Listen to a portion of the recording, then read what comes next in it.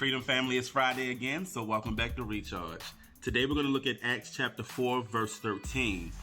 It says, "Now when they saw the boldness of Peter and John and perceived that they were uneducated common men, they were astonished, and they recognized that they had been with Jesus." In Acts chapter 4, you find Peter and John being dragged essentially before the council because the council was mad that they are preaching in Jesus' name and they're doing signs and wonders in Jesus' name. And so they bring them before them to question them and to ask questions and to try to figure out what are y'all doing and why y'all doing it. And verse 13 is the result of what Peter and John say to them. And so after Peter and John tell them what they're doing and why they're doing it and why they represent Jesus the way that they are, the text again says that they saw the boldness of Peter and John and perceived that they were uneducated and common men. But then the text says they were astonished. One of the things that I hope that we could start believing is that God doesn't need any other prerequisite from us except faith. The text says that they were uneducated. This is what they perceived.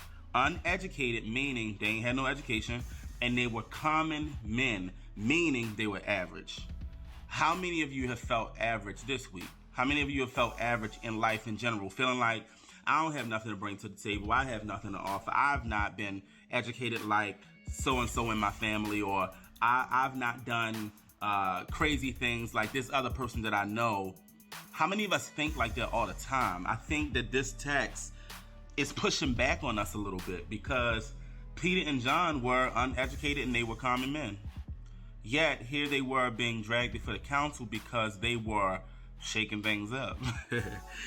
I just want you to believe that God doesn't need the stuff that you think you need. The stuff that people say that you need. You know, the stuff that society says that you need. Our society puts a lot of prerequisites and pressure on us to take on and be something that we may or may not end up being. And I think that this is a beautiful thing that in the faith, God doesn't need us to be anything other than loyal and faithful to Him, and He'll give us what we need. And so let me move on. So they perceive that they are uneducated and they are common men. They see their boldness, which, by the way, some of us need to be more bold. They see their boldness.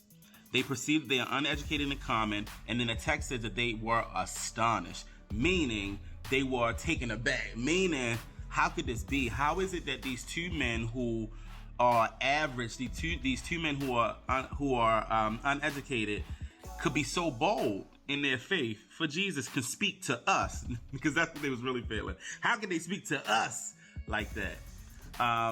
Again, I think that it's just, again, seeing that there's actually something that Jesus does in us through the power of the Spirit. He gives us something that we don't naturally, or probably otherwise wouldn't naturally have. But here's what I think that the kicker is. I think the kicker is the last line in this verse. So I want to read the verse again. "Now when they saw the boldness of Peter and John and perceived that they were uneducated common men, they were astonished." This part. "And they recognized that they had been with Jesus." What would it be like for you and I to believe that spending time with Jesus actually produces something that we need?